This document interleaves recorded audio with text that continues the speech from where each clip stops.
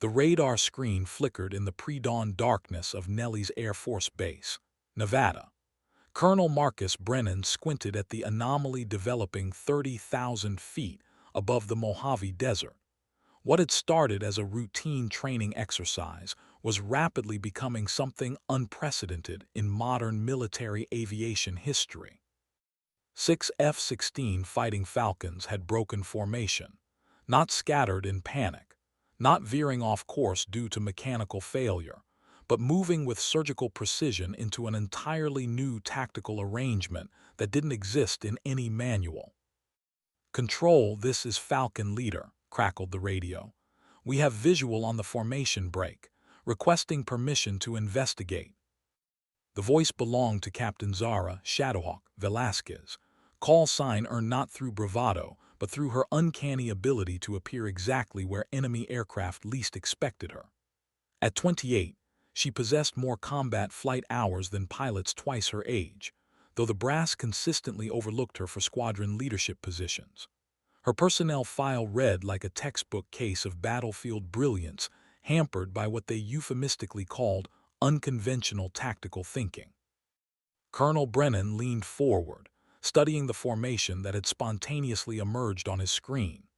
The 6 Falcons weren't flying in any recognized pattern, not the standard wedge, not the defensive wall, not even the aggressive spearhead formation.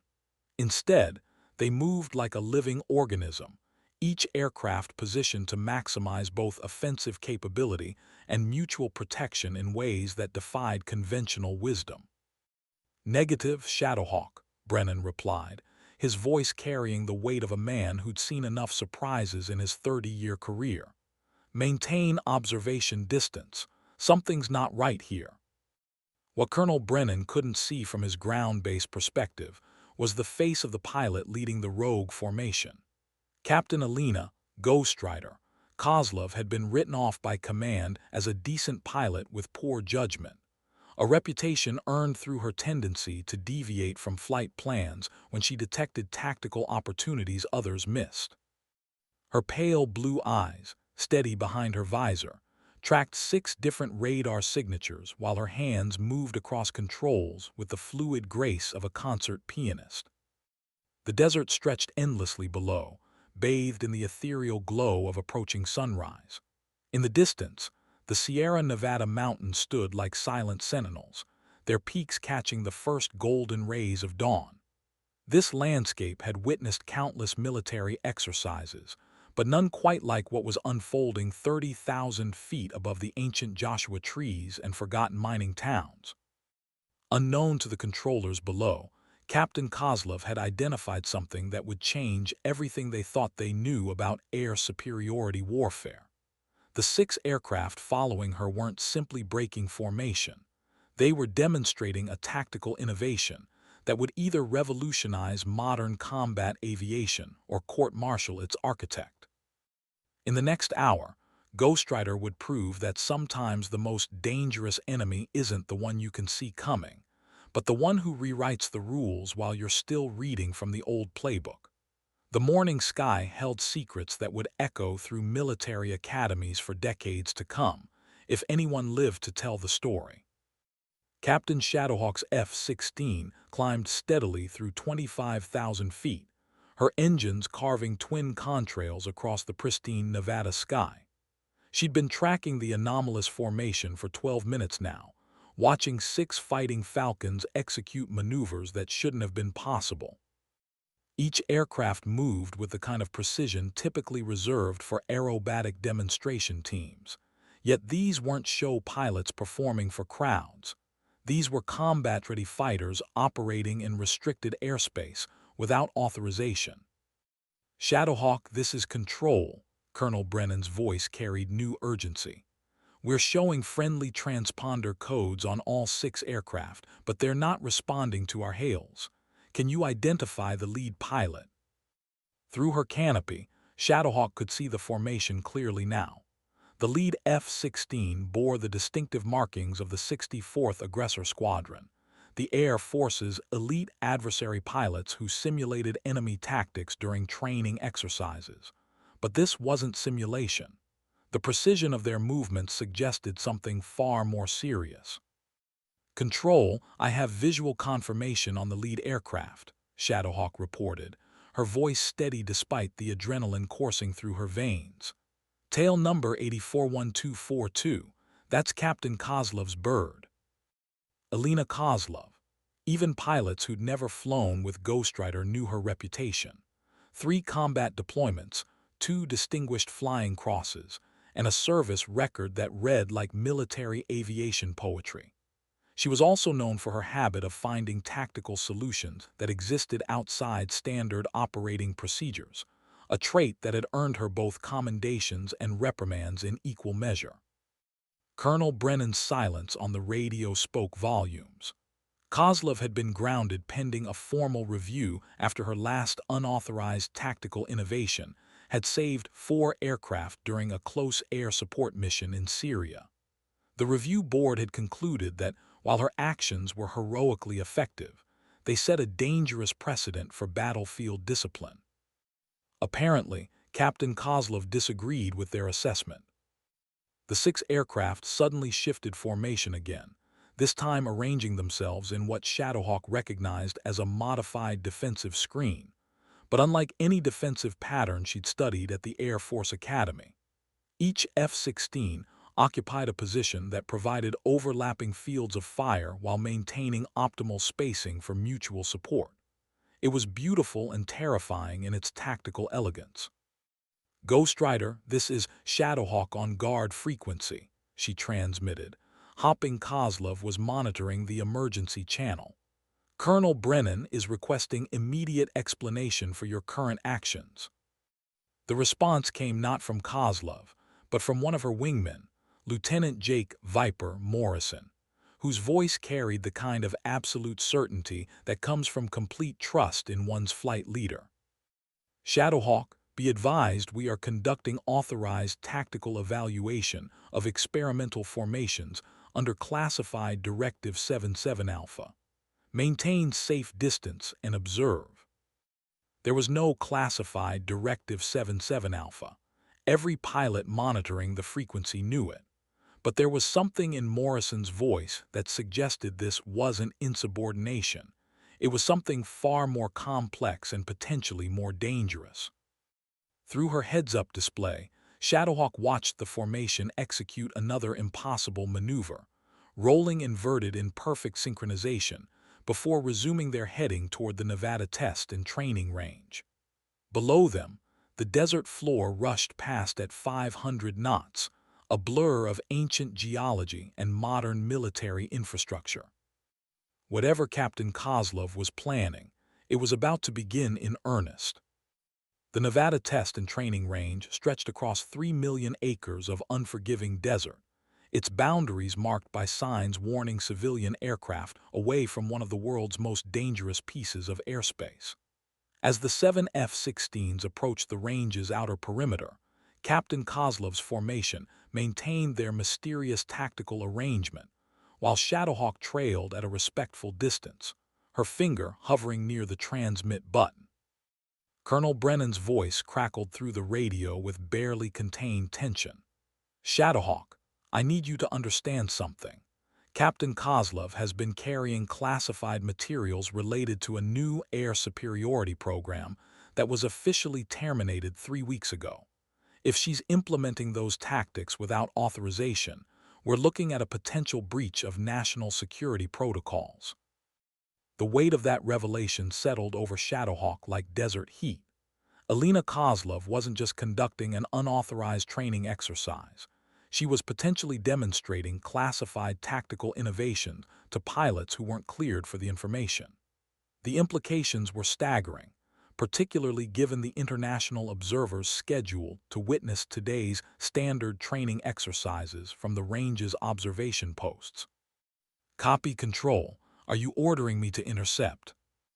The silence stretched for nearly 30 seconds, filled only by the steady hum of her engines and the whisper of wind across her canopy.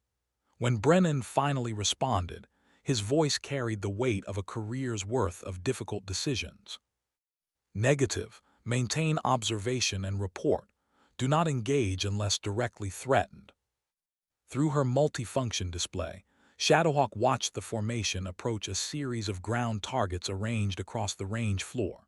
Standard protocol called for individual attack runs, with each aircraft making separate approaches to minimize exposure to simulated surface-to-air missiles. But Kozlov's formation showed no signs of breaking apart for conventional attacks. Instead, the 6 F-16s began descending in their unusual tactical arrangement, maintaining perfect spacing as they dropped toward the desert floor. Shadowhawk realized she was about to witness something that would either vindicate Kozlov's reputation as a tactical genius or confirm the Air Force's suspicions about her disregard for established procedures. "All Falcon elements, this is Ghost Rider." Kozlov's voice finally broke radio silence, calm and professional despite the magnitude of what she was attempting. "Execute Thunder Run on my mark.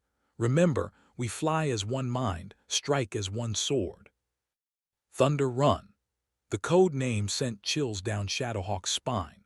She'd heard whispers about experimental multi-aircraft attack patterns designed to overwhelm advanced air defense systems through coordinated simultaneous strikes. The concept was theoretically sound but practically impossible. Human pilots simply couldn't maintain the level of coordination required while managing the chaos of combat operations. Apparently, Captain Kozlov believed otherwise. The formation dropped to 500 feet above the desert floor, their aircraft now clearly visible against the stark landscape of scrub brush and scattered rock formations. Each F-16 carried a full complement of training ordnance, inert bombs and missiles that would register hits on electronic sensors without causing actual destruction. As Shadowhawk watched from her elevated position, Kozlov's formation approached the target complex with mechanical precision. The lead aircraft acquired multiple targets simultaneously, while the wingmen positioned themselves to engage supporting objectives in a carefully choreographed sequence that defied everything she'd learned about tactical aviation. This wasn't just flying. It was aerial poetry written in contrails and coordinated violence. The first bombs fell exactly 14 seconds after Kozlov's formation entered the target area.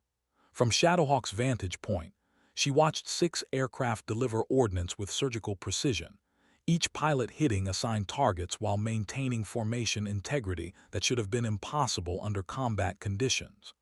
The ground-based sensors registered 12 direct hits in 18 seconds, a strike rate that exceeded anything in Air Force records. But it was what happened next that transformed Shadowhawk's professional admiration into something approaching awe. As the formation climbed away from the target complex, they encountered the range's simulated surface-to-air missile battery, a sophisticated electronic warfare system designed to challenge even the most experienced pilots. Standard evasion procedures called for individual defensive maneuvers, with each pilot responsible for their own survival against the simulated SAM sites. Kozlov's formation did something entirely different. They moved as a single organism, each aircraft's defensive movements supporting and enhancing the survivability of the entire group. When one F-16 deployed electronic countermeasures, it created defensive opportunities for its wingmen. When another aircraft maneuvered to avoid a simulated missile lock, its movement positioned it to provide defensive cover for the formation's most vulnerable members. "Control, this is Shadowhawk," she transmitted, her voice tight with professional excitement. "You need to see this. Ghost Rider's formation just achieved a 100% mission success rate while maintaining 0 losses against the range's most advanced defensive systems." Colonel Brennan's response carried undertones she couldn't quite identify. "Copied, Shadowhawk. Continue observation. And remember, everything you're witnessing is classified until further notice." As the formation climbed back to cruising altitude, Shadowhawk found herself flying alongside pilots who had just rewritten the fundamental assumptions of modern air warfare. Each F-16 in Kozlov's group had performed flawlessly, but more importantly, They had performed as components of something larger than the sum of their individual capabilities. Through her canopy, she could see Captain Kozlov's aircraft leading the formation, with the kind of quiet confidence that comes from absolute mastery of one's craft. Ghost Rider hadn't just demonstrated a new tactical concept. She had proven that the future of air superiority lay not in individual heroics, but in the seamless integration of human skill and tactical innovation. The morning sun climbed higher over the Nevada desert, casting long shadows across a landscape that had just witnessed the birth of a new era in military aviation. In the cockpits of 7 F-16 fighting Falcons, 8 pilots flew toward an uncertain future, their lives forever changed by 18 seconds of perfect tactical execution. The question now was whether the Air Force would embrace this revolution or court-martial its architect. Colonel Brennan's voice cut through the post-strike silence with the kind of authority that comes from 3 decades of making life-and-death decisions in split seconds. All aircraft, this is control. Ghost Rider flight, you are ordered to return to base immediately for debriefing. Shadowhawk, escort them in and maintain radio contact with all formation members. Shadowhawk acknowledged while studying the 6 F-16s ahead of her. Something had fundamentally changed during those 18 seconds over the target complex. The pilots weren't just flying together anymore. They were operating with the kind of synchronization that military tacticians had theorized about but never achieved in practical application. Ghost Rider, this is Shadowhawk, she transmitted on the discrete frequency. That was the most impressive tactical demonstration I've ever witnessed. Whatever happens during debriefing, know that you've proven something extraordinary today. Elena Kozlov's response came through clearly, her voice carrying no trace of the bravado typically associated with pilots who just accomplished the impossible. Shadowhawk, what you witnessed wasn't about proving anything to the Air Force. It was about proving something to ourselves. Sometimes the only way to show that impossible things are possible is to do them in front of witnesses who understand what they're seeing. The formation began their descent toward Nellies, the familiar pattern of approach vectors and landing sequences providing a stark contrast to the revolutionary tactics they just demonstrated. Below them, the sprawling military complex looked deceptively peaceful in the morning sunlight, its runways and hangars giving no indication of the storm of controversy that was about to engulf the base. Lieutenant Morrison's voice joined the conversation, his tone reflecting the kind of absolute loyalty that combat pilots develop for leaders who repeatedly bring them home alive. Shadowhawk, I want you to understand something about Captain Kozlov. She didn't ask us to follow her into this demonstration. She asked us to help her save lives that haven't been lost yet. The weight of that statement settled over Shadowhawk like a revelation. This wasn't about military protocol or career advancement or even tactical innovation. This was about a combat veteran who had seen too many good pilots die because existing tactics weren't adequate to counter evolving threats.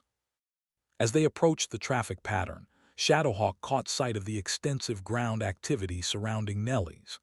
Military police vehicles were positioned near the approach end of the runway, while senior officers gathered in the base operations center. Word of Kozlov's unauthorized demonstration had clearly reached the highest levels of command. All aircraft, be advised that upon landing you will be met by security personnel, Colonel Brennan announced. Pilots will be escorted to separate debriefing facilities for individual interviews. This is standard procedure for classified tactical evaluations. Except this hadn't been a classified tactical evaluation.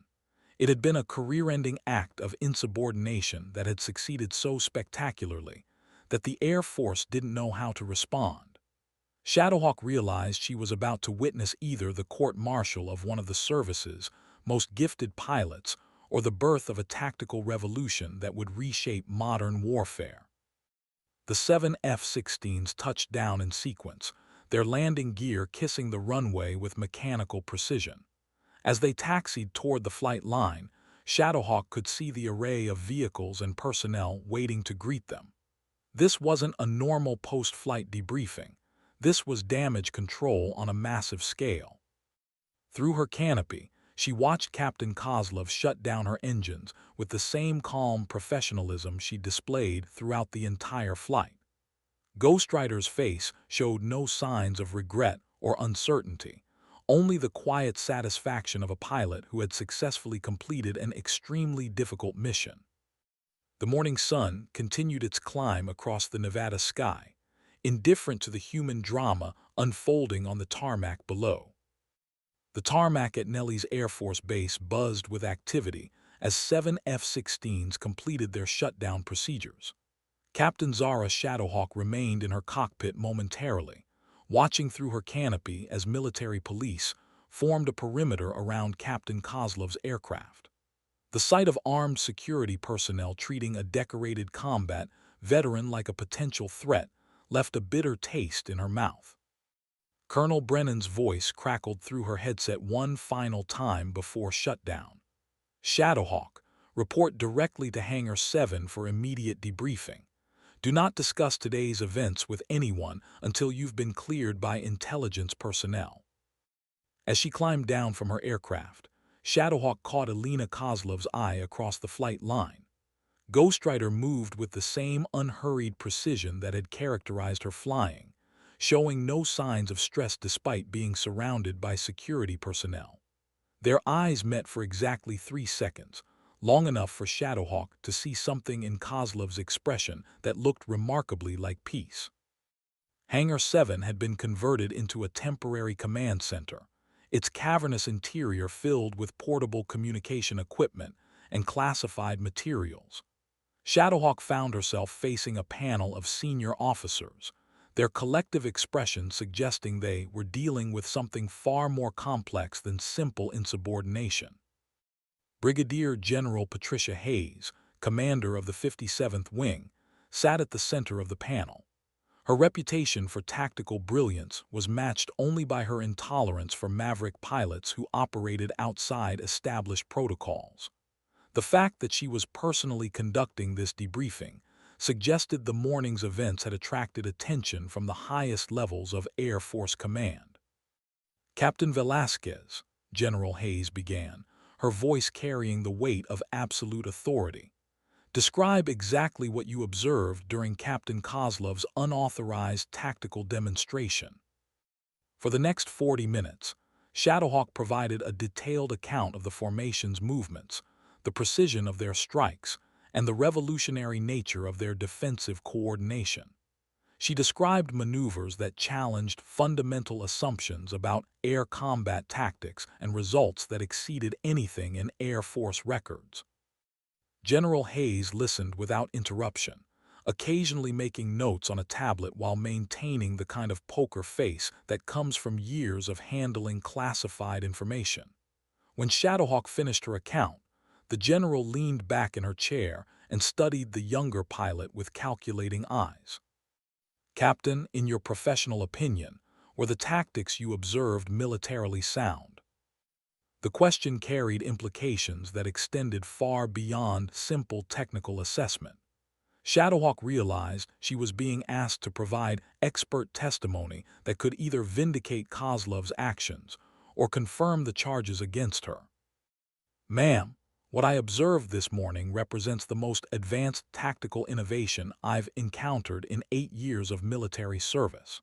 Those 6 pilots achieved mission success rates that exceed current Air Force standards while demonstrating survivability improvements that could save countless lives in future combat operations. And your assessment of Captain Kozlov's leadership during this demonstration? Shadowhawk met the general's gaze directly. Ma'am, Captain Kozlov displayed the kind of tactical genius that appears once in a generation. Her ability to coordinate multiple aircraft in complex maneuvers while maintaining mission effectiveness was extraordinary. General Hayes made final notes before closing her tablet. Captain Velasquez, you are hereby restricted to base pending completion of this investigation. You will not discuss today's events with anyone outside this room. dismissed. As Shadowhawk left the hangar, she passed a group of senior officers engaged in heated discussion near the communications center. Fragments of conversation reached her ears, words like revolutionary, court-martial, and national security implications. The afternoon sun cast long shadows across Nellie's Air Force Base, its light falling on a military installation grappling with questions that would reshape the future of American air power. The base officers' club at Nellie's typically buzzed with conversation during the dinner hour, but tonight an unusual quiet had settled over the facility. Captain Shadowhawk sat alone at a corner table, mechanically working through a meal while her mind replayed the morning's extraordinary events. Around her, other pilots spoke in hushed tones about the day's rumors and speculation. Word of Captain Kozlov's demonstration had spread throughout the base despite official attempts to maintain secrecy. Pilots who hadn't witnessed the events firsthand were hearing second-hand accounts that grew more dramatic with each retelling. Some versions had Kozlov leading a squadron-sized formation through impossible maneuvers. Others suggested she had been testing experimental aircraft equipped with classified avionics systems. The truth, Shadowhawk knew, was both simpler and more profound than any of the rumors. Alina Kozlov had proven that human pilots, working in perfect coordination, could achieve tactical results that exceeded the theoretical capabilities of individual aircraft. She had demonstrated that the future of air superiority lay not in technological advancement alone, but in the seamless integration of human intuition and tactical innovation. Lieutenant Colonel Rebecca Stiletto Chang, Shadowhawk Squadron Commander, approached her table with the careful expression of someone bearing unwelcome news. Chang was a straight-talking combat veteran who had earned her reputation through 2 combat deployments and an uncanny ability to read the political winds that determined pilot careers. "Zara, we need to talk," Chang said, settling into the opposite chair. "I've just come from a briefing with the wing commander. The situation with Captain Kozlov is more complex than anyone initially realized." Shadowhawk set down her fork and gave Chang her full attention. In the military hierarchy, informal conversations with squadron commanders often carried more weight than official briefings. "Colonel, what haven't they told us?" Chang glanced around the dining room before continuing in lowered tones. 3 weeks ago, Captain Kozlov was read into a black program called Project Starweaver. The program was developing advanced multi-aircraft coordination tactics designed to counter emerging threats from near-peer adversaries. When congressional funding was cut, the program was officially terminated. The implications hit Shadowhawk immediately, but Kozlov continued developing the tactics on her own. Exactly. What you witnessed this morning wasn't just insubordination. It was an unauthorized demonstration of highly classified tactical concepts. The problem is, her demonstration was so successful that it's forcing everyone to reconsider the decision to terminate the program. Chang paused to sip her coffee before delivering the most significant revelation. There's more. Intelligence reports suggest that Chinese and Russian air forces have been developing similar tactics. If Kozlov's demonstration proves viable, we may be looking at a tactical gap that could cost us air superiority in future conflicts. The officers' club continued its subdued evening routine around them, but Shadowhawk felt as though she had been transported into a different reality. The morning's events weren't just about one pilot's tactical innovation. They were about national security implications that extended far beyond individual careers or military protocol. "What happens to Kozlov now?" Chang's expression grew somber. "That depends on politics above our pay grade. She could face court-martial for violating classified material protocols, or she could find herself promoted to head a reinstated black program. The next 72 hours will determine which direction this goes." As if summoned by their conversation, Captain Alina Kozlov appeared in the dining room entrance. She moved through the facility with the same calm confidence she had displayed in the cockpit, seemingly oblivious to the stares and whispered conversations that followed her progress. Kozlov approached their table without invitation, settling into an empty chair with the kind of easy familiarity that suggested she was accustomed to being the center of controversial attention. "Ladies," she said simply, her voice carrying no trace of stress despite the magnitude of the situation surrounding her, "I assume you're discussing my future prospects." The evening light filtering through the club's windows caught the silver wings on Kozlov's flight suit, transforming them into small beacons that seemed to embody everything noble about military aviation. Alina Kozlov's presence at their table seemed to alter the very atmosphere of the officers' club. Conversations at nearby tables grew even more subdued, while servers moved with the careful efficiency of personnel who understood they were witnessing something historically significant. Shadowhawk studied Ghostwriter's face, searching for signs of stress or regret, but found only the calm satisfaction of a pilot who had successfully completed an extremely difficult mission. "Captain Kozlov," Lieutenant Colonel Chang began carefully, "I think it's important for you to understand the political dimensions of what you've set in motion." Kozlov's response carried the weight of someone who had spent considerable time contemplating the consequences of their actions. "Rebecca, with respect, I understand the political dimensions perfectly. What I don't understand is how we can justify maintaining tactical doctrines that will get our pilots killed when superior alternatives exist." She gestured toward the window overlooking the flight line, where F-16 sat silent in the gathering dusk. "Every aircraft out there represents millions of dollars in taxpayer investment and years of pilot training. More importantly, each one carries a human being who deserves to come home alive. If I can demonstrate tactics that improve their survival rates, I have a moral obligation to do so regardless of political considerations." Shadowhawk found herself leaning forward, drawn by the conviction in Kozlov's voice. "Elena, help me understand something. The coordination your formation displayed this morning, how long did it take to develop those capabilities?" Kozlov's expression softened slightly, revealing glimpses of the intense dedication that had driven her unauthorized demonstration. 18 months of theoretical development, followed by 6 months of simulator training with volunteer pilots. What you witnessed today was the culmination of work that began when I realized our current tactics wouldn't be adequate against advanced adversary systems.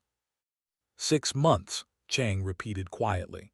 "You've been running an unauthorized training program for 6 months without detection." "Not unauthorized," Kozlov corrected. "Unreported. There's a significant difference. Everything we did was conducted during off-duty hours using personal time and simulator access that was legitimately available to all pilots. We broke no regulations until this morning's demonstration." The distinction was important, and all 3 pilots understood its implications. Kozlov hadn't been conducting secret military operations. She had been engaged in professional development that happened to produce revolutionary results. The Air Force would have difficulty prosecuting activities that were technically within regulations. Chang's tablet chimed with an incoming message. She glanced at the screen and her expression grew serious. "Alina, you need to know that General Hayes has called a special briefing for 800 tomorrow.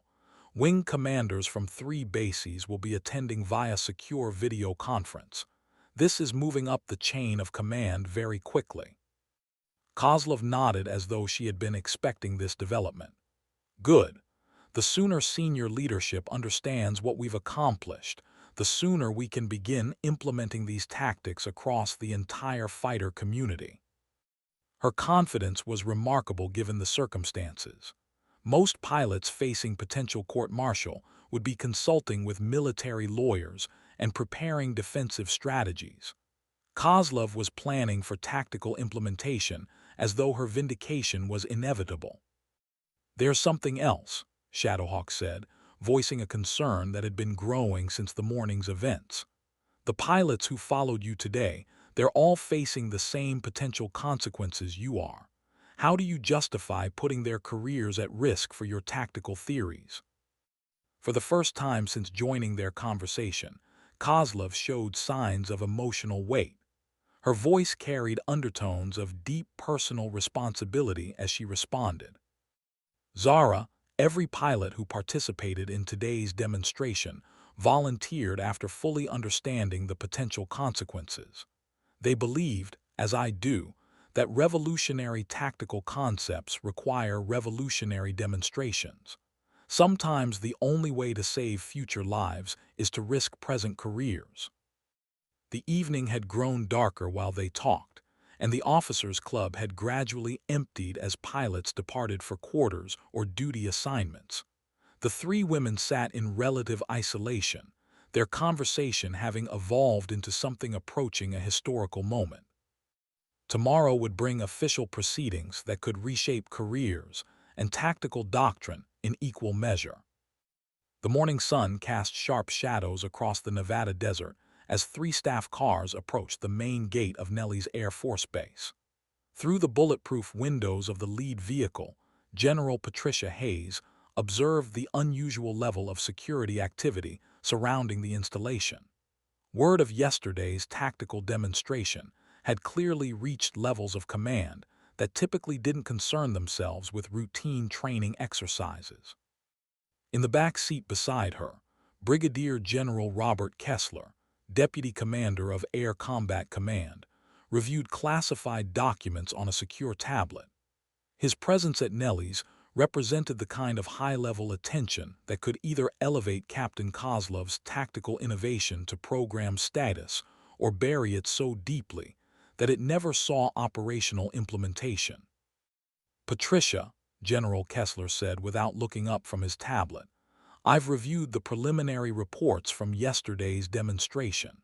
If these performance metrics are accurate, we're looking at tactical capabilities that exceed our most optimistic projections for next-generation fighter coordination. General Hayes nodded while considering the complex political landscape surrounding Kozlov's unauthorized demonstration. The performance metrics are verified through multiple sensor systems. What concerns me isn't the tactical validity of her approach. It's the precedent we set by rewarding insubordination, regardless of its effectiveness. Their conversation was interrupted by the distinctive sound of F-16 engines spooling up in the distance. Through the car windows, they could see activity on the flight line as maintenance crews prepared aircraft for the day's training operations. The routine nature of base operations provided stark contrast to the extraordinary events that had unfolded 24 hours earlier. Meanwhile, in Hangar 7, Captain Alina Kozlov sat across from Colonel Marcus Brennan in what was technically an informal interview, but felt remarkably like a court-martial proceeding. Legal counsel sat beside her, Major Sarah Kim, a JAG officer with extensive experience defending pilots accused of violating operational protocols. Captain Kozlov, Colonel Brennan began, his voice carrying the weight of a career spent navigating the complex intersection of military innovation and institutional authority. Help me understand your decision-making process yesterday morning. At what point did you conclude that unauthorized demonstration of classified tactics was appropriate? Kozlov's response was measured and professional, showing no signs of defensive posturing. Sir, I concluded that demonstration was necessary when I realized that bureaucratic delays were preventing implementation of tactics that could save pilots' lives. My obligation to the safety of fellow aviators superseded my obligation to administrative procedures. Major Kim leaned forward slightly, recognizing the legal implications of her client's statement. Kozlov was essentially admitting to willful violation of protocol, while justifying those violations through appeal to higher moral authority. It was either a brilliant defense strategy or a confession that would simplify the prosecution's case. Captain, are you stating for the record that you believe individual pilots have the authority to override command decisions when they disagree with tactical doctrine. The question struck at the heart of military discipline and the chain of command structure that governed all military operations. Kozlov's answer would likely determine whether she faced administrative punishment or formal court-martial proceedings. No, sir. I'm stating that exceptional circumstances require exceptional responses. When I identified tactical innovations that could prevent combat losses, I had a professional obligation to demonstrate their viability through the most effective means available. Colonel Brennan made notes while considering the ramifications of Kozlov's position. Outside the hangar, they could hear the distant sounds of aircraft operations continuing their normal rhythm, despite the extraordinary proceedings taking place in the building's converted conference room. The morning's official proceedings would determine not only Alina Kozlov's future, but the Air Force's willingness to embrace tactical innovation that emerged from unauthorized sources. The next few hours would test the service's ability to balance discipline with the kind of creative thinking that had historically provided American aviation with its tactical edge. Through the hangar's windows, the Nevada desert stretched endlessly toward distant mountains, its ancient landscape indifferent to the human drama unfolding within the military installation. Across the base, Captain Shadowhawk sat in the squadron-ready room, ostensibly reviewing technical orders but actually listening to the increasingly animated discussions among her fellow pilots. The entire fighter community at Nellie's was buzzing with speculation about Kozlov's fate and the potential implications for tactical doctrine. The special briefing convened in the base's secure conference facility at precisely 800 hours. General Hayes sat at the head of a table, surrounded by senior officers whose collective experience represented decades of military aviation leadership. Wall-mounted screens displayed secure video connections to wing commanders at Langley Air Force Base and Luke Air Force Base, their faces reflecting the gravity of decisions that would emerge from this meeting. General Kessler opened the proceedings with a comprehensive overview of the previous day's events, including detailed analysis of radar tracks, weapon system performance data, and post-strike assessment reports. The numbers were undeniable. Kozlov's formation had achieved tactical results that exceeded existing performance standards by significant margins. "Ladies and gentlemen," General Kessler continued, his voice carrying the authority of someone accustomed to making decisions with strategic implications, "we're facing a situation where unauthorized tactical innovation has produced results that could fundamentally alter our approach to air superiority warfare." Colonel Jennifer Martinez, commander of the 56th Fighter Wing at Luke Air Force Base, spoke from her video connection with the kind of directness that characterized successful combat leaders. "Sir, regardless of the tactical merits, we cannot establish precedent that individual pilots can override command authority when they disagree with established doctrine. Military discipline depends on consistent enforcement of the chain of command." Her position represented the institutional perspective that valued order and predictability over innovation and risk-taking. It was a reasonable stance grounded in centuries of military experience, but it failed to account for the revolutionary nature of what Kozlov had demonstrated. General Hayes responded carefully, recognizing the complexity of balancing military discipline with tactical advancement. "Jennifer, I share your concerns about precedent. However, we also cannot ignore tactical capabilities that could provide decisive advantages in future conflicts. The question is whether we can find a path forward that preserves military discipline while incorporating valuable innovations." The discussion continued for 90 minutes, touching on legal implications, operational security concerns, and the potential for implementing Kozlov's tactics across the broader fighter community. Each participant brought different perspectives shaped by their experience and responsibilities, creating a complex dialogue that reflected the challenges of managing innovation within hierarchical military structures. As the meeting progressed, it became clear that Captain Kozlov's unauthorized demonstration had forced senior leadership to confront fundamental questions about the balance between discipline and innovation in modern military aviation. The decisions emerging from this room would echo through military academies and operational squadrons for years to come. Outside the conference facility, the Nevada sun climbed higher in the cloudless sky, its light falling on a military installation grappling with questions that would determine the future of American air power. In hangars and ready rooms across the base, pilots continued their daily routines while waiting for word of decisions that would affect their careers and the tactical doctrine that governed their profession. The morning's deliberations had reached a critical juncture where institutional tradition would either embrace revolutionary change or reject innovation in favor of established authority. In the secure conference facility, General Kessler called for a brief recess, while senior officers considered the complex factors surrounding Captain Kozlov's situation. During the break, smaller groups formed around the room as commanders discussed implications that extended far beyond individual careers or disciplinary actions. General Hayes found herself in conversation with Colonel David Park, the Chief of Staff for Air Combat Command, whose analytical mind had been working through the strategic implications of Kozlov's tactical demonstration. Park's reputation for identifying long-term consequences made his perspectives particularly valuable during complex decision-making processes. "Patricia," Colonel Park said quietly, "I've been reviewing intelligence assessments of adversary Air Force capabilities. If Kozlov's tactics are as effective as reported, we may be looking at the difference between maintaining air superiority and losing it in future conflicts." The weight of that statement settled over General Hayes like a revelation.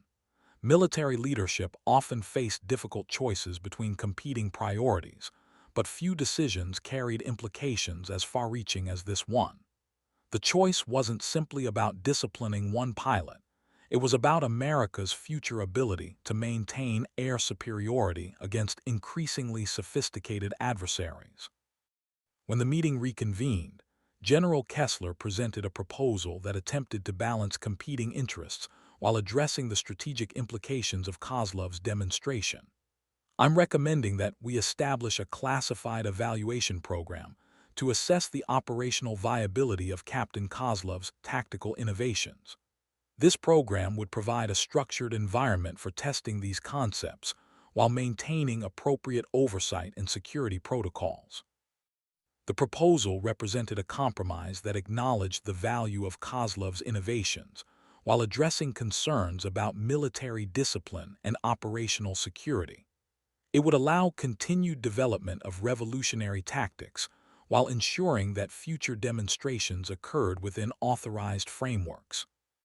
Colonel Martinez voiced the concerns of commanders who prioritized institutional stability. "Sir, what signal does this send to pilots who might be tempted to conduct their own unauthorized tactical experiments? Are we establishing a precedent that successful insubordination will be rewarded rather than punished?" General Hayes responded with the kind of measured analysis that had characterized her rise through military leadership ranks. "Jennifer, we're establishing precedent that tactical innovations which enhance mission effectiveness and pilot survivability will receive serious consideration regardless of their origins. The alternative is to ignore capabilities that could prove decisive in future conflicts." The debate continued as senior officers weighed competing factors that would influence American air power for decades to come. Each perspective reflected valid concerns about military discipline, tactical advancement, and the complex balance between innovation and institutional authority. Meanwhile, in Hangar 7, Captain Kozlov waited with the patience of someone who had already made peace with the consequences of their actions. Major Kim reviewed legal documents while occasionally glancing at her client, who displayed remarkable composure given the magnitude of decisions being made about her future. "Alina," Major Kim said quietly, "whatever happens in that conference room, you've already changed the conversation about tactical innovation in military aviation. That's not something they can take away from you regardless of their final decision." Kozlov nodded thoughtfully while considering the path that had led to this moment. "Sarah, I didn't do this for recognition or career advancement. I did it because I've seen too many good pilots lost to inadequate tactics. If my demonstration saves even one life in future operations, then whatever consequences I face will be worthwhile." Her conviction was absolute, reflecting the kind of moral clarity that distinguished true leaders from those who simply held positions of authority. Through the hangar windows, she could see F-16s conducting routine training operations, their pilots unaware that decisions being made in the conference facility could revolutionize everything they understood about air combat. The afternoon sun climbed higher over Nelly's Air Force Base, its light falling on a military installation where the future of American air superiority hung in the balance. In conference rooms and hangars across the facility, careers and tactical doctrine awaited resolution of questions that would echo through military aviation for generations. Captain Kozlov's unauthorized demonstration had forced the Air Force to confront fundamental questions about innovation, discipline, and the moral obligations of military leadership in an era of rapidly evolving threats. The secure conference facility buzzed with intense discussion as senior officers worked toward resolution of the most complex disciplinary and tactical situation in recent Air Force history. General Kessler's proposal had generated extensive debate about implementation details, oversight mechanisms, and the precedent that would be established regardless of their final decision.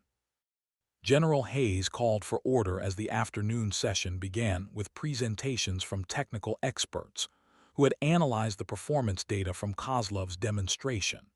The numbers were undeniably impressive: mission success rates that exceeded existing standards, survivability improvements that could translate to saved lives, and coordination capabilities that approached theoretical maximums for human pilot performance. Dr. Rebecca Foster, the Air Force's chief tactical analyst, presented findings that would influence the final decision. "Generals, our analysis indicates that Captain Kozlov's formation achieved coordination levels that we had previously considered impossible without computer-assisted flight controls. The tactical advantages demonstrated yesterday represent a quantum leap in multi-aircraft effectiveness." The technical validation of Kozlov's tactics removed any doubt about their military value, but it also intensified the complexity of determining appropriate responses to her unauthorized demonstration. The Air Force was facing a situation where clear violations of protocol had produced results that could prove strategically decisive. Colonel Park raised concerns that extended beyond immediate disciplinary considerations. "Dr. Foster, if these tactics are as effective as your analysis suggests, what's our timeline for implementing them across the fighter community before adversary forces develop countermeasures?" The question highlighted strategic implications that transcended individual careers or institutional precedent. Military advantage often proved temporary, particularly when revolutionary tactics became widely known through demonstration or operational implementation. "Sir, our assessment suggests a 12 to 18-month window before adversary analysis produces effective countermeasures. That timeline assumes immediate classification and limited demonstration to essential personnel only." General Kessler absorbed the technical briefing while considering political factors that would influence implementation decisions. Military innovation always occurred within complex frameworks of congressional oversight, budgetary constraints, and international security considerations. "Dr. Foster, what resources would be required to establish a formal evaluation program for these tactics?" "General, we estimate 18 months of intensive testing with volunteer pilots from multiple squadrons, specialized simulator time, and modified training protocols. The program would require classified status and dedicated personnel who can maintain operational security while developing implementation procedures. The resource requirements were substantial but manageable within existing Air Force capabilities. More importantly, the timeline aligned with strategic windows for maintaining tactical advantages over potential adversaries. As the technical briefing concluded, General Hayes found herself facing a decision that would define her legacy as a military leader. The choice between maintaining institutional authority and embracing revolutionary innovation represented the kind of leadership challenge that separated exceptional commanders from merely competent administrators. "Ladies and gentlemen," General Hayes announced, her voice carrying the weight of absolute authority, "I'm authorizing establishment of Project Thunder Run, a classified tactical evaluation program under the direct oversight of Air Combat Command. Captain Kozlov will serve as the program's technical director, with promotion to major effective immediately." The decision sent ripples of surprise through the conference room, representing a level of institutional flexibility that few had expected. Rather than punishing Kozlov's insubordination, the Air Force was rewarding her innovation while establishing frameworks for future tactical development. General Kessler provided additional details that would govern the new program's implementation. Project Thunder Run will operate under strict security protocols with carefully selected personnel. All participants will be briefed on the classified nature of their activities and the consequences of unauthorized disclosure. The transformation of disciplinary proceedings into program authorization represented a remarkable shift in institutional perspective, demonstrating the Air Force's ability to adapt when confronted with undeniable tactical advantages. In Hangar 7, Major Kim received notification of the decision through secure communication channels. Her expression of professional satisfaction was matched by Captain Kozlov's quiet nod of acknowledgement, as though she had expected this outcome despite its unprecedented nature. "Elena," Major Kim said, "congratulations on your promotion to Major. You've just become the youngest pilot in Air Force history to direct a classified tactical development program." Major Elena Kozlov's response reflected the gravity of responsibilities she was about to assume. "Sarah, the promotion is gratifying, but the real victory is the opportunity to save pilots' lives through improved tactics. That's what this was always about." Through the hangar windows, the Nevada desert stretched endlessly toward distant mountains, its ancient landscape having witnessed the birth of a new era in military aviation. The unauthorized demonstration that could have ended a career had instead launched a program that would reshape American air power for decades to come. The late afternoon sun cast long shadows across Nellis Air Force Base as word of Major Kozlov's promotion, and the establishment of Project Thunder Run spread through the fighter community. In ready rooms and maintenance hangars across the installation, pilots discussed the implications of institutional decisions that validated revolutionary thinking while maintaining military discipline. Captain Shadowhawk learned of the outcome while conducting post-flight maintenance inspections on her F-16.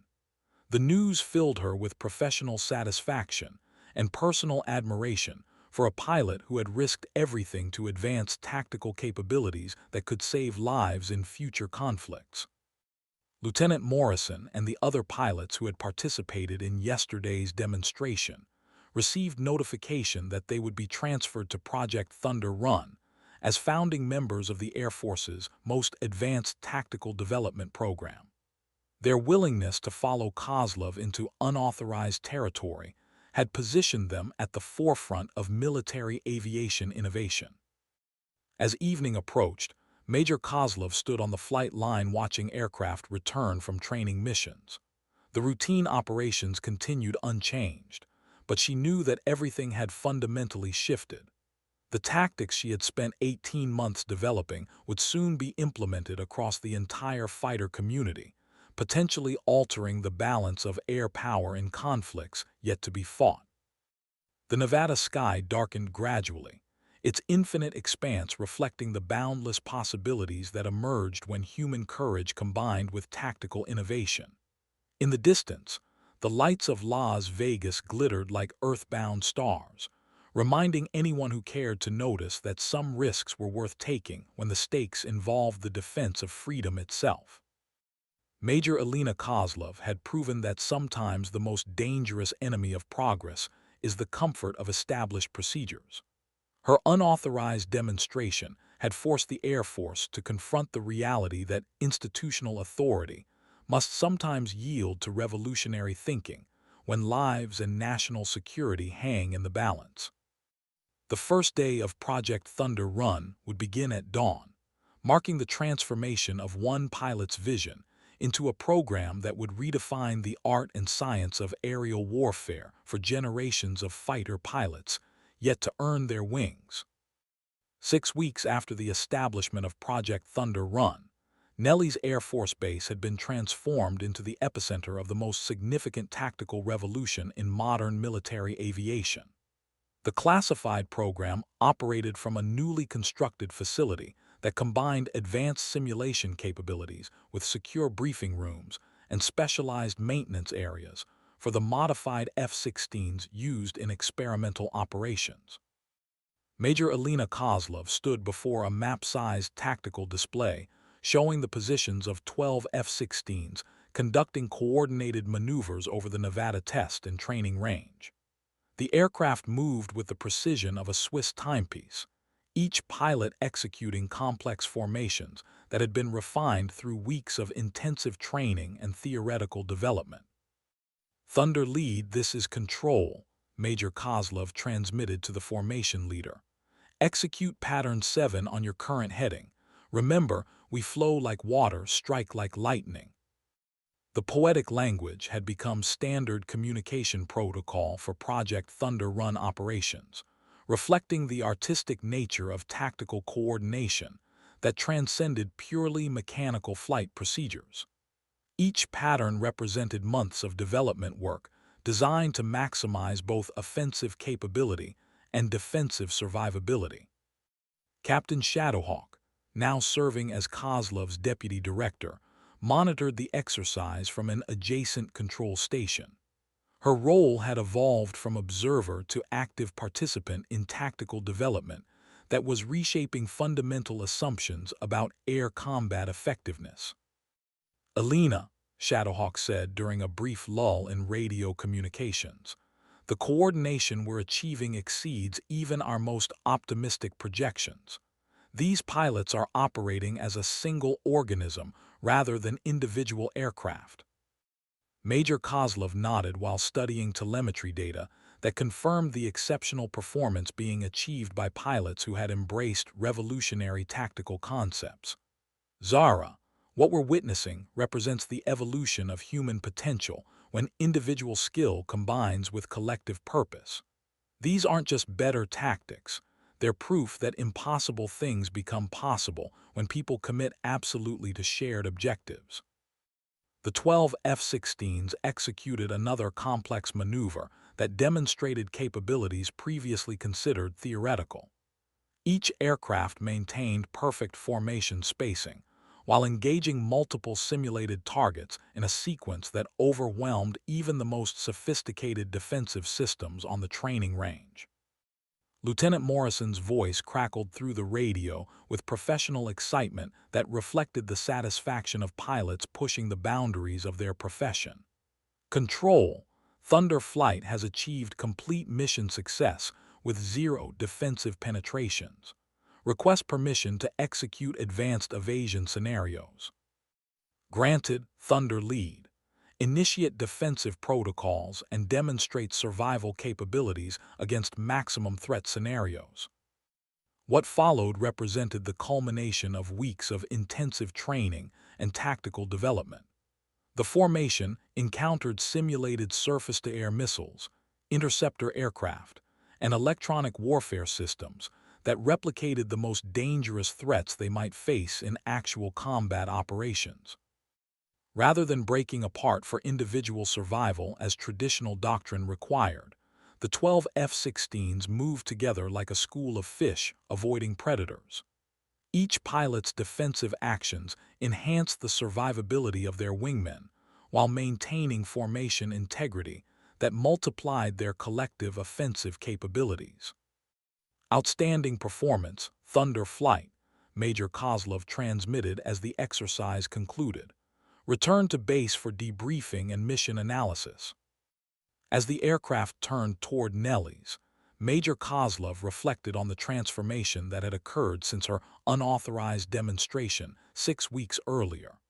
What had begun as one pilot's conviction had evolved into a program that was producing tactical capabilities beyond anything previously achieved in military aviation. The success of Project Thunder Run had attracted attention from the highest levels of government, including congressional leaders and Pentagon officials, who recognized the strategic implications of revolutionary air combat tactics. Plans were already being developed to expand the program to other fighter wings, and eventually to implement these capabilities across the entire Air Force fighter community. Through the control room windows, the Nevada desert stretched endlessly toward distant mountains, its ancient landscape having witnessed the birth of tactical innovations that would influence military aviation for decades to come. The unauthorized demonstration that could have ended careers had instead launched a revolution that was reshaping American air power. Major Kozlov's vision of pilots operating as components of something larger than individual aircraft had proven prophetic, demonstrating that human potential could exceed theoretical limitations when guided by revolutionary thinking and absolute commitment to shared objectives. The evening briefing in the Project Thunder Run facility brought together pilots, engineers, and tactical analysts who had spent their days pushing the boundaries of what was possible in military aviation. Major Kozlov stood before a room filled with the Air Force's most innovative minds, their collective expertise representing the cutting edge of tactical development. "Ladies and gentlemen," Major Kozlov began, her voice carrying the authority that came from proven results rather than institutional rank. "Today's exercises demonstrated formation coordination that exceeds our baseline projections by 37%. We're not just meeting theoretical performance standards, we're redefining what those standards should be." The room buzzed with quiet satisfaction as pilots and support personnel absorbed the significance of their achievements. Each person present understood they were participating in something historically significant, a tactical revolution that would influence military aviation long after their individual careers had ended. Captain Jennifer Razor Walsh, one of the newest additions to Project Thunder Run, raised her hand to ask a question that reflected the curiosity of pilots encountering revolutionary concepts for the first time. "Ma'am, the coordination we achieved today felt almost telepathic. How do we maintain that level of synchronization when pilots are dealing with the stress and confusion of actual combat?" Major Kozlov's response drew from months of tactical development and her own combat experience in multiple theaters of operation. "Jennifer, the coordination you experience today isn't telepathic. It's the result of training that develops unconscious competence in formation flying. When pilots practice these patterns repeatedly, they develop intuitive understanding of their wingmen's actions and reactions." She gestured toward the tactical display showing recorded flight paths from the day's exercises. "What looks like supernatural coordination is actually the product of human beings operating at the peak of their professional capabilities. We're not exceeding human limitations. We're discovering that those limitations were artificially imposed by inadequate training methods." Dr. Foster, who had become a regular participant in Project Thunder Run briefings, provided technical context that supported Kozlov's tactical theories. "Major, Our analysis indicates that pilots in Thunder Run formations show measurably different brain activity patterns compared to traditional flying operations. They're literally thinking differently when they operate as coordinated units. The scientific validation of tactical innovation provided additional credibility for concepts that had initially seemed impossible to implement with human pilots. The combination of practical results and theoretical understanding was creating a body of knowledge that would influence military aviation training for generations. As the briefing concluded, pilots dispersed to their quarters while Major Kozlov remained in the facility to review plans for the following day's exercises. The responsibility of directing revolutionary tactical development weighed heavily on her shoulders, but it was balanced by the satisfaction of knowing that her work was saving lives that might otherwise be lost to inadequate combat doctrine. Through the facility windows, the lights of Nellie's Air Force Base twinkled in the desert darkness, reminding her that routine military operations continued, while revolutionary innovations were being developed in classified programs. The contrast between normal and extraordinary had become a defining characteristic of Project Thunder Run operations. Lieutenant Colonel Chang appeared in the doorway, her expression reflecting the kind of professional respect that had replaced initial skepticism about Kozlov's unconventional methods. "Alina, I wanted to congratulate you on today's results. What you've accomplished represents the most significant tactical advancement I've witnessed in 20 years of military service."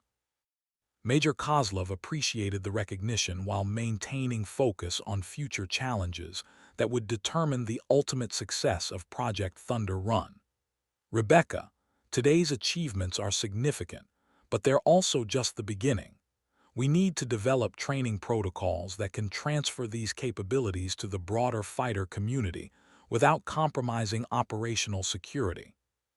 The challenge of expanding revolutionary tactics beyond a small group of highly motivated volunteers represented the next phase of tactical development, requiring careful balance between innovation and institutional stability. 3 months after its establishment, Project Thunder Run had achieved results that exceeded even the most optimistic projections of military leadership. The classified program had developed tactical capabilities that were being quietly implemented at fighter wings across the United States, with selected pilots receiving specialized training in advanced coordination techniques.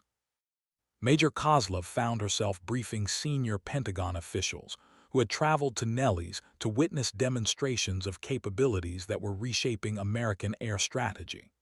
The secure briefing room contained generals, admirals, and civilian defense officials whose collective authority influenced military policy at the highest levels of government. General Hayes introduced the briefing with remarks that placed Project Thunder Run within the broader context of national security planning. "Ladies and gentlemen, what you're about to witness represents the most significant advancement in tactical aviation since the development of beyond visual range air-to-air missiles. Major Kozlov and her team have proven that human pilots can achieve coordination levels previously considered impossible." Major Kozlov's presentation combined technical data with video footage from recent exercises, demonstrating formation maneuvers that challenged fundamental assumptions about air combat effectiveness. The audience watched in silence as 12 F-16s executed patterns that seemed to defy the physical limitations of separate aircraft operating in three-dimensional space. "Generals, what you're observing represents the integration of human intuition with tactical innovation," Major Kozlov explained as the footage showed aircraft moving in perfect synchronization through complex defensive scenarios. These pilots aren't just following predetermined patterns. They're adapting dynamically to changing threats while maintaining formation integrity that multiplies their individual capabilities.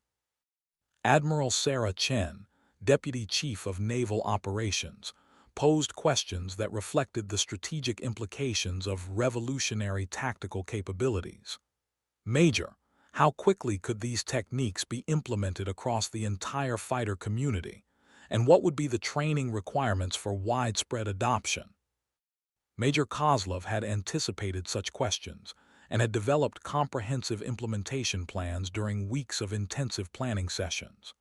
Admiral, our assessment indicates that basic proficiency can be achieved in 6 months of specialized training, with advanced capabilities requiring 12 to 18 months of continued development. The limiting factor isn't pilot capability, it's the availability of qualified instructors. The response highlighted one of the key challenges in expanding revolutionary tactics beyond small experimental programs. Effective instruction required pilots who had not only mastered advanced techniques, but also understood the theoretical foundations that made coordination possible. Secretary of Defense Michael Rodriguez, who had been observing the briefing with the kind of attention that reflected strategic thinking, asked the question that would determine Project Thunder Run's future expansion. Major Kozlov, in your professional assessment, how would these capabilities affect air superiority in conflicts with near-peer adversaries? The question struck at the heart of strategic planning that guided American military development, requiring analysis that extended far beyond tactical considerations to encompass geopolitical implications of revolutionary military capabilities. Sir, our analysis indicates that widespread implementation of Thunder Run tactics would provide decisive advantages in air-to-air engagements, while significantly improving pilot survivability in contested environments. The coordination capabilities we've developed represent a force multiplier that could prove decisive in future conflicts. Major Kozlov's response was measured and professional, avoiding the kind of hyperbolic claims that sometimes characterized presentations to senior leadership. Her credibility had been established through proven results rather than theoretical projections, lending additional weight to her strategic assessments. As the briefing concluded, it became clear that Project Thunder Run had evolved from experimental program to strategic priority, with implementation plans that would influence American air power for decades to come. The unauthorized demonstration that had started everything had become the foundation for tactical revolution that was reshaping modern warfare. The afternoon Nevada sun cast long shadows across the secure facility, where the future of military aviation was being written by pilots who had dared to imagine impossible things, and then proven them possible through skill, determination, and absolute commitment to saving lives through tactical innovation. 6 months after the establishment of Project Thunder Run, Major Alina Kozlov stood before the largest gathering of fighter pilots in Air Force history.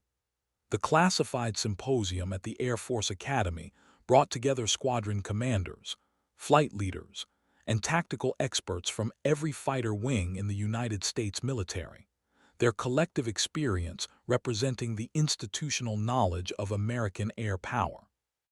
The audience included pilots who had initially been skeptical of revolutionary tactical concepts, many of whom had now witnessed demonstrations that challenged everything they thought they knew about air combat effectiveness. The transformation of institutional perspective represented one of Major Kozlov's most significant achievements, proving that even conservative military institutions could embrace innovation when presented with undeniable evidence of tactical superiority. "Ladies and gentlemen," Major Kozlov began, her voice carrying the authority that came from proven results rather than theoretical knowledge. "6 months ago, we set out to prove that human pilots could achieve coordination levels previously considered impossible. Today, I'm here to report that we have not only achieved those coordination levels, we have exceeded them by margins that continue to surprise even our most optimistic projections." The presentation included video footage from recent exercises involving 48 F-16s operating in coordinated formations that resembled aerial choreography more than traditional military maneuvers. Each aircraft moved with precision that seemed almost supernatural, Yet every movement resulted from intensive training and tactical innovation rather than technological assistance. Colonel Jessica Viper Thompson, commander of the 4th Fighter Wing at Seymour Johnson Air Force Base, raised concerns that reflected the practical considerations of implementing revolutionary tactics across large operational units. Major, the coordination you've demonstrated is impressive, but how do we maintain those capabilities when dealing with pilot rotations, training cycles, and the operational tempo of real-world deployments?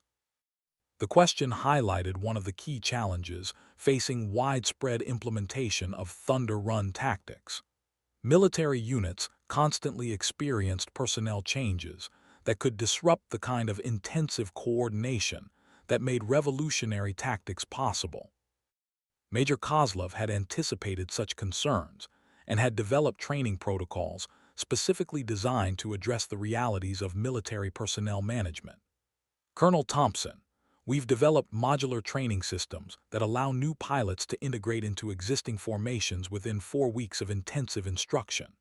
The key is establishing standardized communication protocols and formation patterns that can be learned systematically rather than through prolonged personal relationships.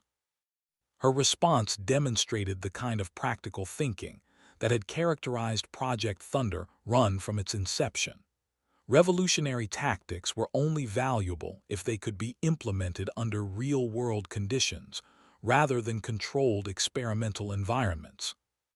General Kessler, who had become one of the program's strongest advocates, provided strategic context that emphasized the national security implications of tactical innovation. Major Kozlov, can you share your assessment of how adversary forces are responding to intelligence reports about Thunder Run capabilities? The question touched on classified intelligence assessments that influenced strategic planning at the highest levels of government. Major Kozlov's response would help determine how quickly revolutionary tactics needed to be implemented across the fighter community. Sir, intelligence indicates that both Chinese and Russian air forces have initiated crash programs to develop counter-tactics for coordinated formations. Our window of tactical advantage is estimated at 12 to 18 months before adversary forces develop effective countermeasures. The timeline added urgency to implementation plans that were already being accelerated through congressional authorization and Pentagon directive. The race between tactical innovation and adversary adaptation represented a critical factor in maintaining American air superiority.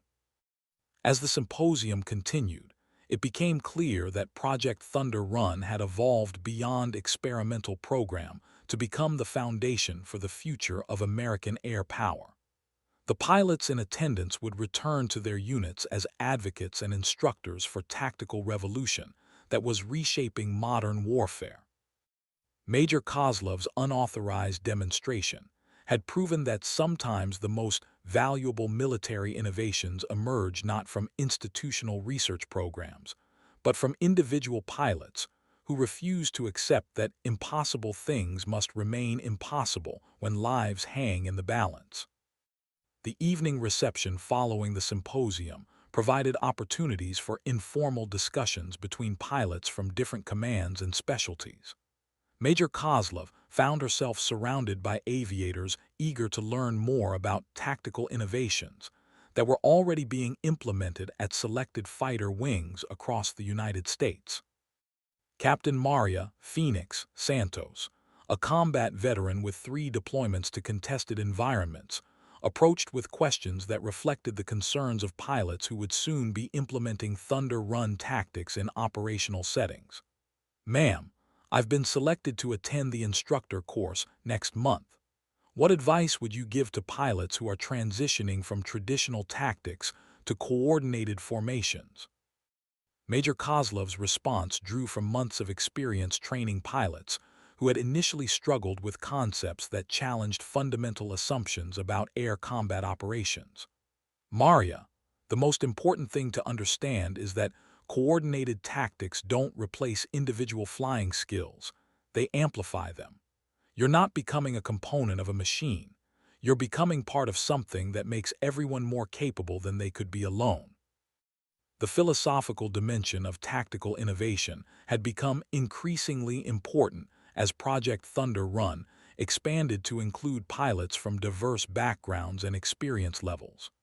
Success required not only technical proficiency, but also psychological adaptation to new concepts of teamwork and mutual dependence.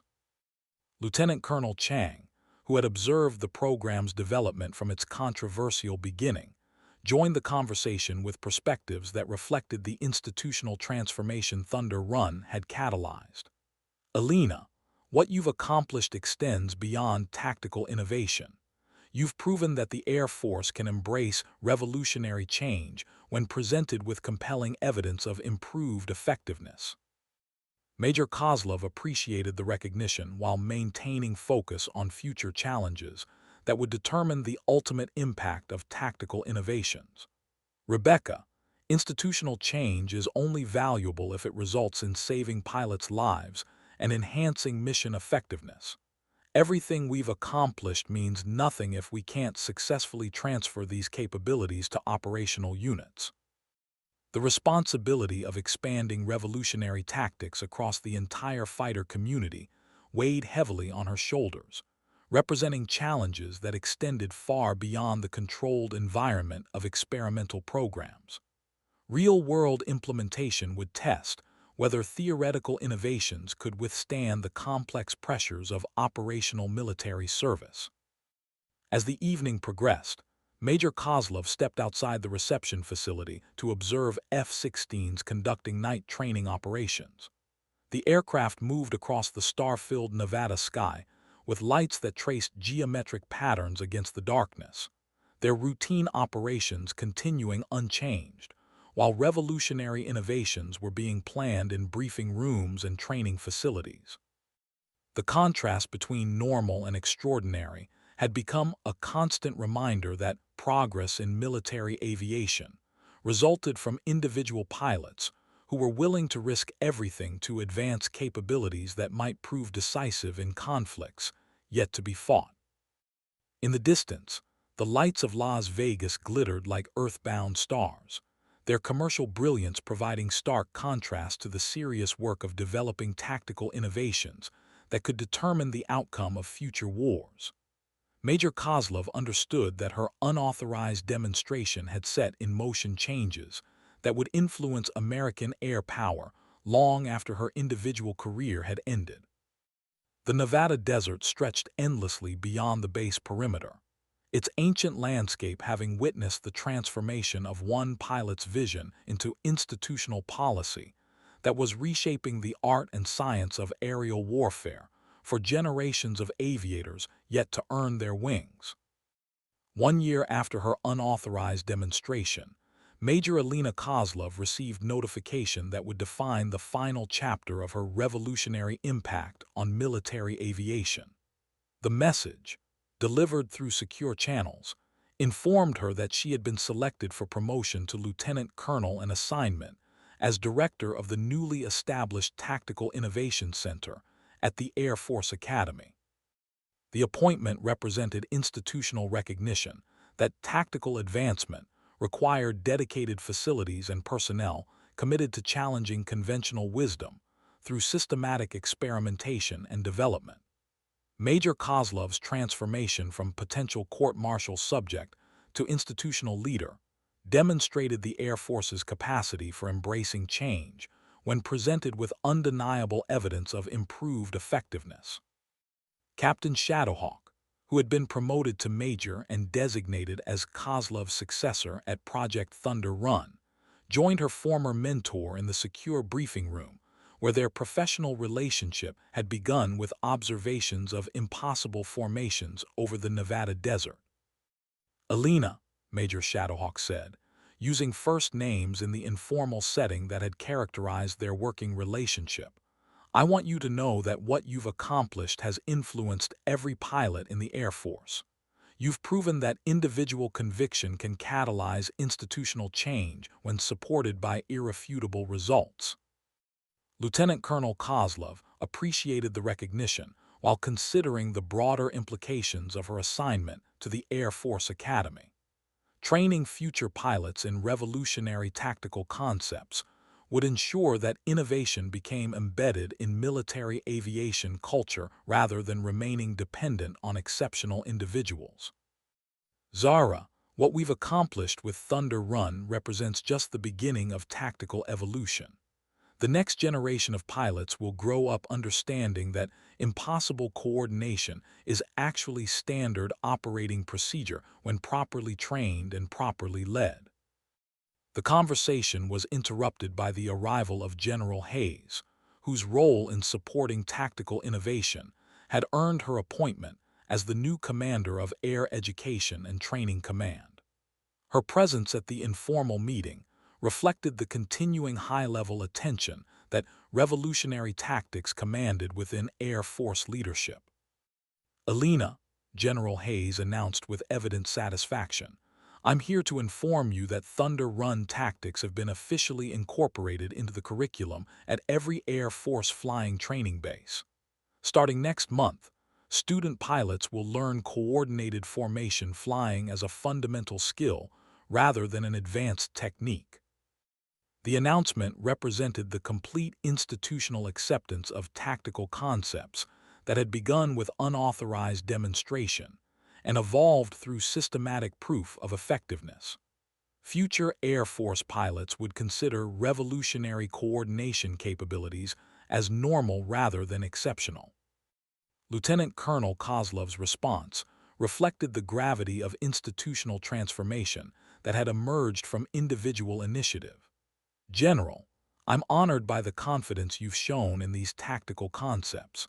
My goal at the Academy will be to ensure that innovation becomes a permanent characteristic of Air Force culture, rather than an occasional exception to standard procedures." The meeting concluded with discussions of implementation schedules and resource requirements for expanding tactical training across the entire pilot training pipeline. The revolution that had started with 6 F-16s braking formation had become institutional policy that would influence American air power for decades to come. As the participants departed, Lieutenant Colonel Kozlov remained in the briefing room to review materials related to her new assignment. The responsibility of directing tactical innovation at the service's premier educational institution represented both honor and obligation to continue pushing boundaries that others considered fixed. Through the windows, she could see F-16s conducting training operations that now routinely included coordination techniques that had been considered impossible 12 months earlier. The site provided tangible evidence that revolutionary change had become standard operating procedure through persistence, proof, and institutional support.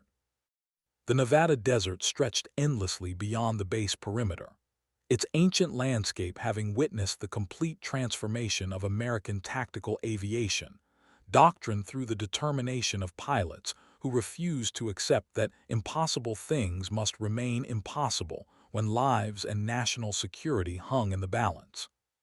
Tomorrow would bring new challenges as Lieutenant Colonel Kozlov prepared to shape the next generation of military aviators who would carry tactical innovation forward into conflicts and challenges that could only be imagined in the present moment. The graduation ceremony at the Air Force Academy took place beneath the soaring architecture of the Cadet Chapel, its distinctive design reaching toward Colorado skies that had witnessed decades of military aviation training. Lieutenant Colonel Alina Kozlov stood before an audience of newly commissioned officers who represented the first class trained in Thunder Run tactical concepts from the beginning of their flying careers. These young pilots had learned coordinated formation flying as naturally as previous generations had learned basic aircraft control, their training incorporating revolutionary techniques that had become standard rather than exceptional. The institutional transformation was complete. What had started as unauthorized demonstration had evolved into fundamental doctrine that would define American air power for the foreseeable future. General Hayes, now commander of Air Education and Training Command, delivered remarks that placed the graduating class within the historical context of military aviation evolution.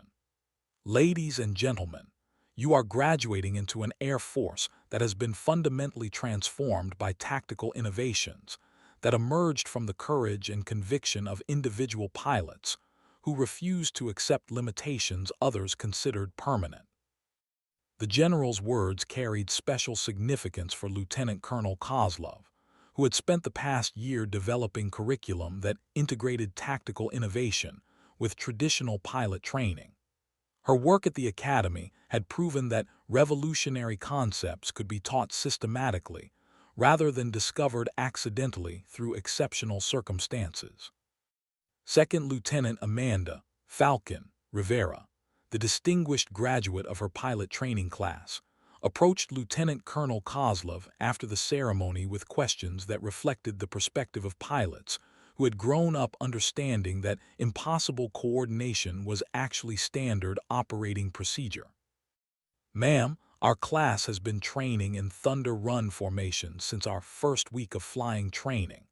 We're curious about what tactical innovations might emerge during our careers. How do we continue pushing boundaries that previous generations thought were fixed?" Lieutenant Colonel Kozlov's response drew from years of experience, proving that human potential could exceed theoretical limitations when guided by proper training and absolute commitment to shared objectives. "Amanda, the most important thing to remember is that innovation emerges from pilots who are willing to question everything they've been taught while maintaining absolute professionalism in their execution." The conversation reflected the generational transition that had occurred within military aviation, with younger pilots accepting revolutionary capabilities as normal, while older aviators continued to marvel at coordination levels that had seemed impossible just 2 years earlier. Major Shadowhawk, who had traveled from Nelly's to attend the graduation ceremony, joined the discussion with perspectives that reflected her experience implementing Thunder Run tactics across operational fighter squadrons throughout the Air Force. "Lieutenant Rivera, I want you to understand that the coordination your class demonstrated during training exercises exceeds what veteran pilots achieved after months of specialized instruction. You're not just learning advanced techniques, you're establishing new baselines for what's considered normal in military aviation." The institutional transformation was visible in the confident demeanor of graduates who understood that their training had prepared them for tactical challenges that previous generations couldn't have imagined. They represented the future of American air power, carrying forward innovations that had emerged from individual conviction and evolved into institutional doctrine. As the ceremony concluded, Lieutenant Colonel Kozlov reflected on the journey that had transformed her from potential court-martial subject to Director of Tactical Innovation at the service's premier educational institution. The unauthorized demonstration that could have ended her career had instead launched a revolution that was reshaping American military aviation for generations of pilots yet to earn their wings. The Colorado sky stretched endlessly above the Academy campus, its infinite expanse reflecting the boundless possibilities that emerged when human courage combined with tactical innovation and institutional support. The graduates dispersed to assignments that would test their revolutionary training in operational environment ranging from air superiority missions to close air support operations. Lieutenant Colonel Kozlov understood that her work at the Academy represented just one phase of tactical evolution that would continue through the careers of pilots who had learned to challenge limitations others considered permanent. The culture of innovation had become embedded in Air Force training, ensuring that future tactical advances would emerge from systematic exploration rather than accidental discovery. The afternoon sun climbed higher over the Rocky Mountains, its light falling on an educational institution that had been transformed by the determination of pilots who proved that impossible things become possible when individual conviction combines with institutional courage an absolute commitment to advancing capabilities that save lives and enhance mission effectiveness. 5 years after her unauthorized demonstration over the Nevada desert, Lieutenant Colonel Alina Kozlov received the call that would mark the culmination of her impact on military aviation. Secretary of Defense Rodriguez personally informed her that she had been selected for promotion to colonel and assignment as commander of the Air Force's newly established Center for Tactical Innovation at Wright-Patterson Air Force Base. The position represented institutional recognition that tactical advancement required dedicated leadership and systematic exploration of concepts that challenged conventional wisdom. Colonel Kozlov's appointment demonstrated the service's commitment to embedding innovation as a permanent characteristic of military aviation culture rather than an occasional exception to standard procedures. The ceremony transferring leadership of the Academy's Tactical Innovation Program took place in the same briefing room where she had first presented Thunder Run concepts to skeptical senior officers. The audience included generals, test pilots, and tactical experts whose collective experience represented the institutional knowledge of American air power.